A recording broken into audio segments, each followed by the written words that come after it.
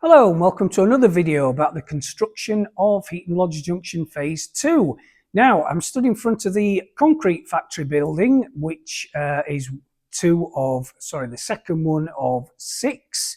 As some of you will know that regularly watch my videos, I'm actually featuring this because I'm going to be starting to paint it in the next few days, simply because all the resin walkways, fire escapes and whatnot, I've got some of them landing soon. So I'll be able to glue them onto the side and then start painting it. So it should look very different pretty soon. Anyway, in today's video, we're going to be going back to the diorama that we started a few weeks ago, and I'm going to be recapping on that. We're going to be starting to paint the base of the cooling tower that I showed you last week. But last but not least, get my words out, is I'm going to be taking you behind the scenes because I want to show you some changes that I've got planned to the interconnecting tracks between Phase 1 of Heaton Lodge Junction and the part that we're looking at here, the marshalling yard cum fiddle yard. So yeah, there's a bit to get through, so let's get cracking and let's go.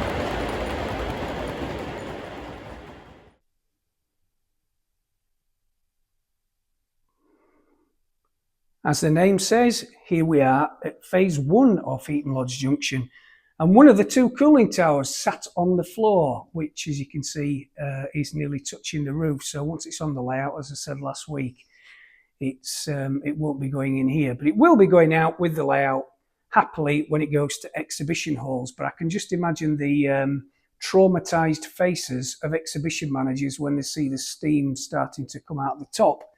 Anyway, that's for a different day. I wanted to really talk about, just for a couple of minutes, the ballasting on Phase 1 of Heaton Lodge Junction, because up to here, which is probably, I'd say, just looking down here, sorry for the mess on the layout there, but I think we're about halfway down. The ballasting was really good. I took my time on these two tracks especially, and made a really good job of the ballasting. Likewise on the other side, up until the crossover, which we've just passed, which you've seen the coal train swapping sides or swapping tracks, it was really, really good. But I started to rush it because I could see the end was in sight, bit of track work going on there. And I started to rush it and made a complete, I don't know, I've never been happy with it. I wouldn't say it's a complete balls up, so to speak, excuse my French, but it's not brilliant and it doesn't match the rest of it. So I have decided to use a multi-tool, and I am just simply going to take this up and start again and relay it. It's not going to take that long. I've got the track to do it. It's just how damaging it proves to the actual surface underneath, which is cork, and how much of that it rips up. So any ideas you've got about how to reinstate the cork surface underneath the track and the ballast and make it all smooth again, I'd be happy to hear about that, because I haven't got a clue yet. I'm sure I'll think of something. So this is going to stay at this side, but all these 4 tracks are going to come back up and get relayed again. I'm going to talk more about where on the left hand side of that porter cabin and the steep ramp going down there in a second. But yeah, just to show you again, all this is going to come up, and I'm going to relay it, and I'm going to make a good job of it like I did at the beginning of laying Heaton Lodge to start with. The ballast over this bridge isn't much better.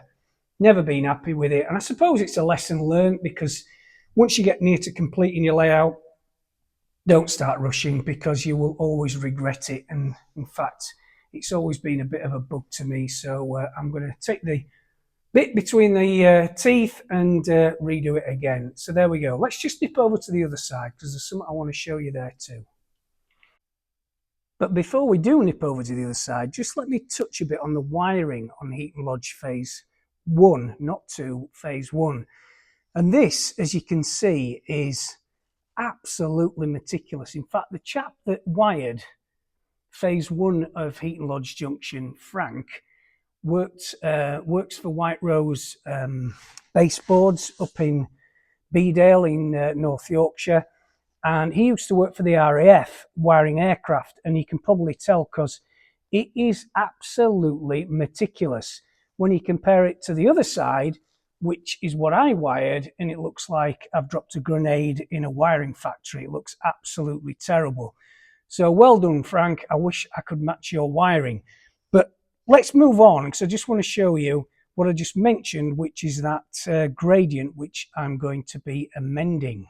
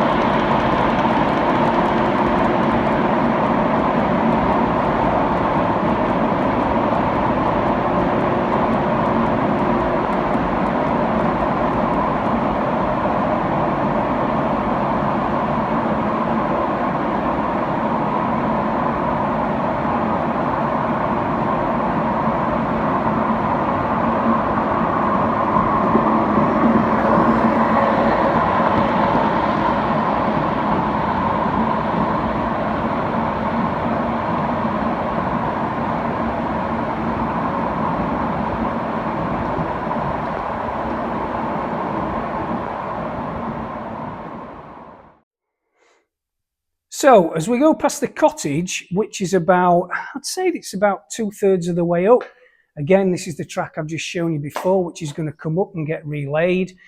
The outer two tracks, and we're stood on the inner part of the layout, so for us, the inner two tracks where we are now, they come round super elevated and they start going down a gradient to reach the other side of the layout, which is of course what is going to be the marshalling yard. However, couple of issues. The first is some of these joins, which I had to hide behind this row of trees here, have to be so meticulously joined that, you know, it's very, very difficult to avoid any sort of derailment. So basically those joins are going to go. We're going to find a new way of joining these two tracks to the main bulk of Heaton Lodge Phase 1. But the actual gradient here is a 1 in 70, which again, I'm just going to go around this pillar, take you around here, is a 1 in 70. You can't normally see this from where you stood looking at the layout, but all the same, I did scenic it. The ballasting isn't brilliant, but the gradient is just too steep for Hellions 56s to pull at least 38 MGRs up here. We'll follow it round because we go off the scenic part here, and this is the bit which you don't often see. I call it bog corner because just to the right of me out of corner is the loo. And then we just follow these two tracks here, and this is where they all join up and we get the big crossover, which is all part of the old fiddle yard. You can see this track there up to the concrete factory in the background is all that remains of what is going to be lifted. If I just pan around again, you can see the outer two tracks, which is fine. That gradient's fine. We can get big long coal trains up there, but the one on our far right is the one that we've just walked down and we just can't there. So I'm going to realign this track bed, make it much less steep, so the actual gradient starts probably about 10 or 15 meters in. So basically what we're going to have is a 1% gradient on these two tracks just here, where my hand is, and we're going to start the gradient off here. And so by the time it gets to where the gradient starts now, if you're following me, we've already got halfway up the 20 centimetres that we need to actually join the main bulk of Heaton Lodge Phase 1. So I'm going to be realigning that at the same time as finishing the marshalling yard. I have done, since I last saw you the other week, quite a lot of track laying. Again, this is the last part of the fiddle yard, the old fiddle yard. Trusty old fiddle yard, which is being pulled up as we speak. We've got a bit of a gap here, and then we've got the new track which I've just been laying. And yeah, I've come on quite a long way since I last saw you. As you can see, there's some sidings on our right, which is for the inner outer track. Do you know what? I'm getting mixed up now myself. This is the outer track, track 4. So there's going to be some sidings there for regular freight trains, which I'm building there. And then once I've taken up that last part of the fiddle yard, we're going to be relaying to plan just down here to make it into a proper prototypical track plan. And of course, we've talked about this before, but the old concrete factory there is going to run all the way right down to the end. And again, I once again apologise for all the mess. Those of you that are track laying at the minute, you know how things suddenly get out of kilter. There's tools everywhere, nails, goodness knows what else. But it's actually not too bad down there, but certainly this side, it needs a good clean.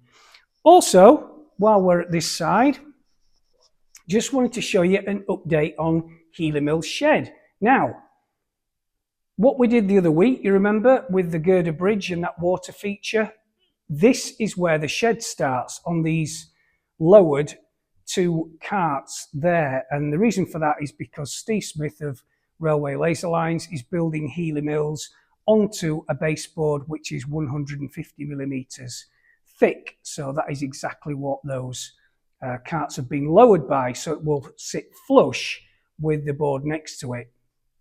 There's 2 boards because there's the shed itself and then there's the accommodation building. So you can see just how big this shed is. In fact, I'm going to get the photos of Steve's latest photos popping up now of what he's done, which is looking absolutely superb. You can see the, the comparisons between old and new as well. So there we go. There's a bit of an update. Let's get over to the diorama and get cracking with that.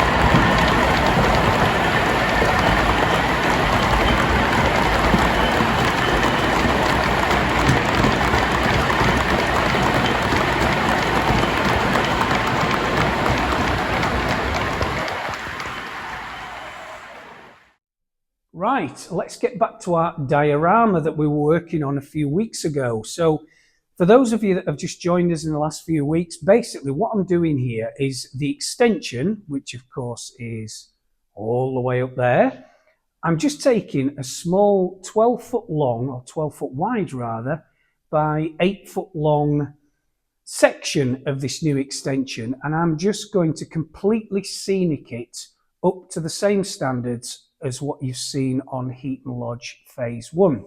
So this includes water features, includes static grass, unmade kind of surfaces, ballasting, electrics, everything. So I'm going to be doing this in the next few weeks because the purpose is just to show anybody that's interested, of course, how I actually go about doing things. So we started a few weeks ago with these water features. I'll just take these covers off just to keep the dust off them, which have turned out really well. And as you can see, I've just used resin, which are coloured with a murky colour from Woodland Scenics, a kind of a tint. Put an old gate in there, some old bricks. And what I did discover is the clay that I use under the, at the sides, the clay that I use at the sides and in the middle to kind of make the surface underneath undulating has kind of leaked into the resin and caused this effect, which I actually really like. It looks a bit like pollution. So again, it's worked out okay. So what we're going to do today, there's a little bite there, of course, and some more bricks. What we're going to do today is this bit that we did a few weeks ago. Again, if you look back at my previous videos, you'll be able to pick up on this. I made some puddles, which I've covered in masking tape to protect the static grass that we're going to do in between them in a few minutes. So let's go through the ingredients that I'm going to use for static grass. And of course, I've done lots and lots of static grass on Heaton Lodge Phase 1. And if you like static grass, then just follow the ingredients that I'm using for this section and you're not going to go far wrong. So let's just quickly go through the ingredients and chat about those.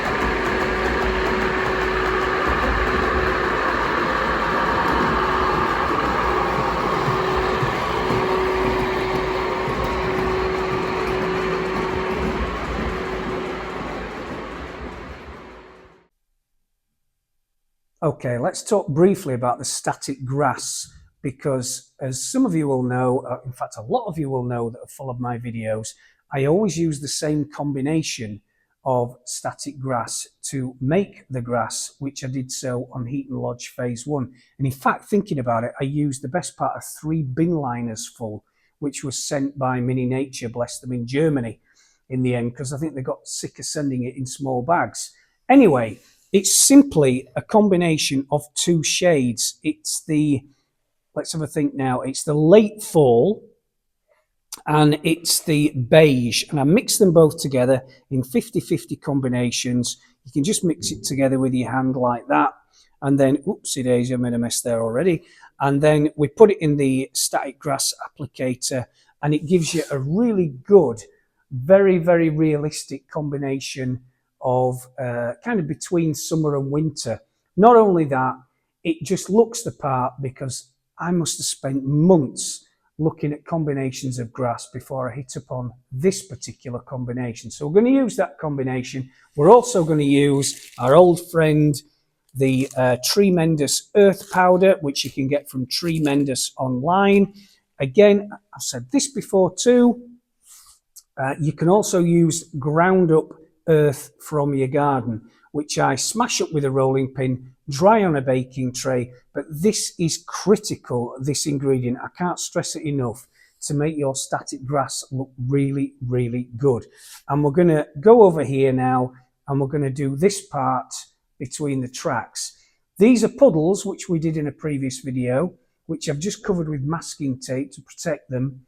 And we're just going to do the surface in between with static grass. And then we're going to sprinkle on the earth powder or crushed earth. And we're also going to sprinkle on a bit of this, which is blended turf earth blend by Woodland Scenics. And that kind of mimics the weeds that you see in grass very, very well. I just use bog standard PVA, none of this expensive stuff that you can get, which is meant to be better than PVA. Just you want thick, gloopy PVA from B&Q or wherever else. But those are what we're going to use now to do the static grass. So let's quickly get cracking, do this bit here, and then move on to just filling in the rest of it between the tracks with kind of an unmade kind of surface. But we'll start off with the static grass.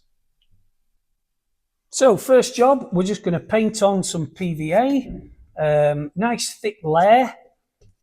Obviously, I'm going to try and avoid the puddles, but we're just going to put again nice thick layer of PVA.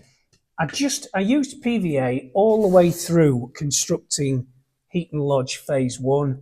It's not expensive, smells nice, and really it's just, yeah, the thicker the better really. So let's just quickly do this. I've just gone straight over a puddle, but the masking tape should sort that out. Here we go. Something satisfying about using PVA. What I've done as well is I've just used a bit of clay just here, as you can probably see, just to make some undulations so we haven't got a flat surface. I use Das clay, which most of you will know of because I've mentioned it so many times. That's very quickly how we do it. And also, just in case you're wondering, these are just to separate the different boards. So once we come and separate the boards, we don't have scenery split down the middle, and it pulls clods of it apart and just wrecks it. So it's just really to separate everything. So that is the PVA done. So let's move on and do the static grass. Right, here we go. I really enjoy doing this bit. This is actually an applicator called an RTS from Germany, but it doesn't matter what you use, they're all just as good.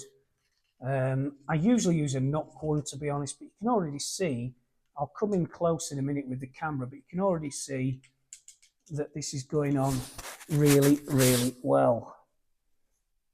Now we're going to do 2 or 3 layers of this, but we're just going to get this first layer done.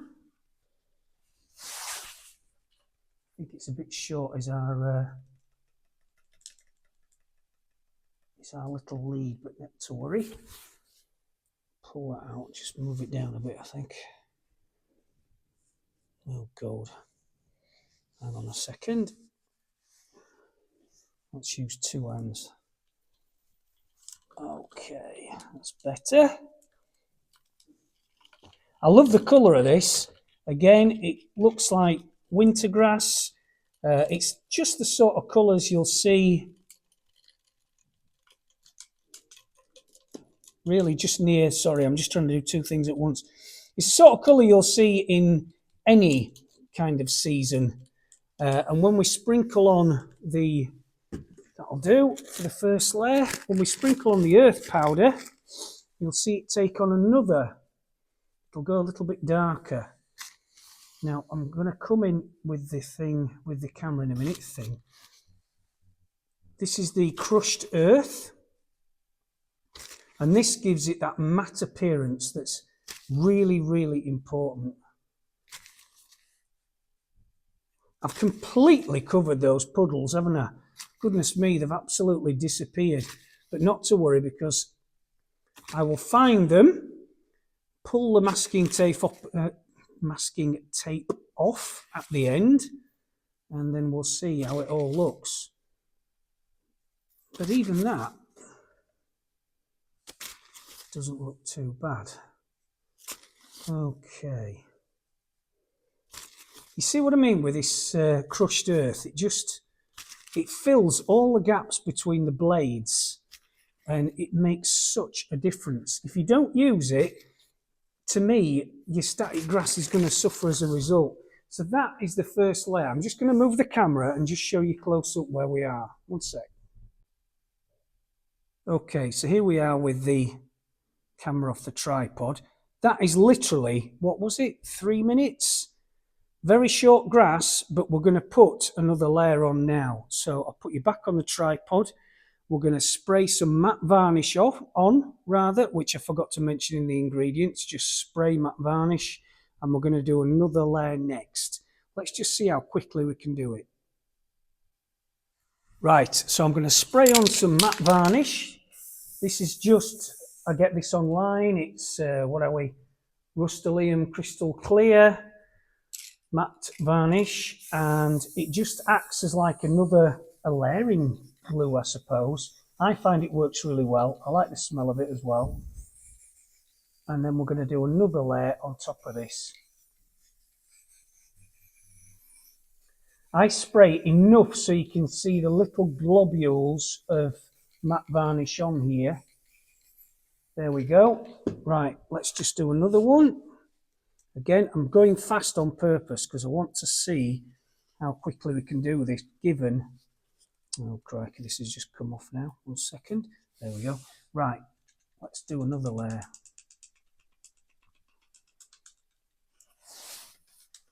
Goodness me.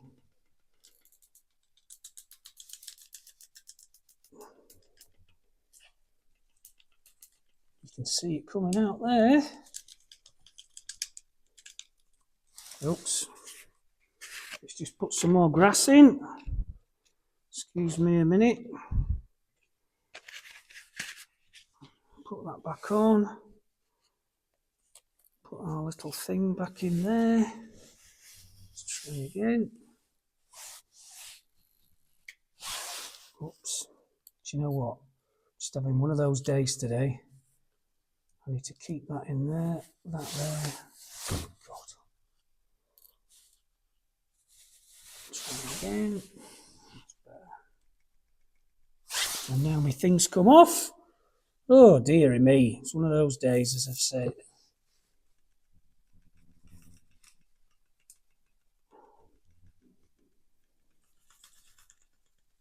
Right, okay, I'm going to leave that. And I'm just going to put a bit more. In fact, no, I'm going to spray a bit of this on.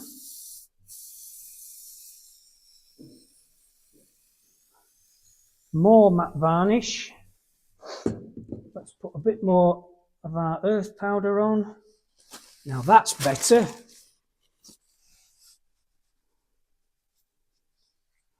Right, this is looking a bit more like it. There we go. Probably gone a bit too near the track. You can always just pull bits off.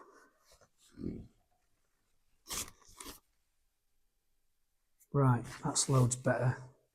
And when I take the grass from the puddles, which I've completely covered now, we should see a good result. Right, let's just have a look. I'm just going to gently take you around. And that's looking loads better now. And that's probably a record for me. That's about 5 minutes work altogether.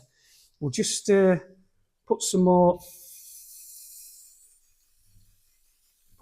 matte varnish on top. We'll sprinkle a bit of the blended turf by Woodland Scenics on as well. You can see that dropping.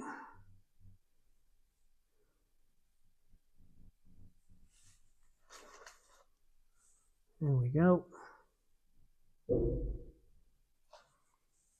And there we have it. Now this has all got to dry, but believe me, when that's done in a couple of hours' time, that'll look super. And that was, again, I think about 10 minutes work. So there we go. Sorry about the noise in the background. The company above are making loads of racket today. But yeah, there we go. Pleased with that.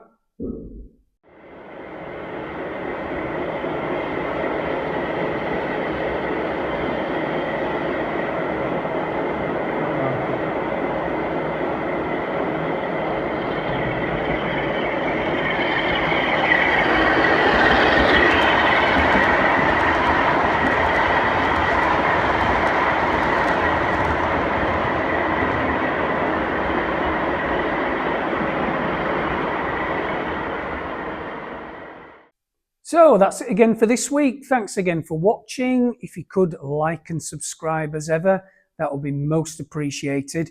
I know it's a bit rushed in the end. Again, we're running out of time. I say that every single week. Next week, though, we are going to return to the diorama. We're going to do a lot more with the unmade surfaces. We're going to Tim Horns as well because he's on with some new stuff which I want to show you. So there's lots more next week. Keep watching and thanks again and have a great weekend. See you then.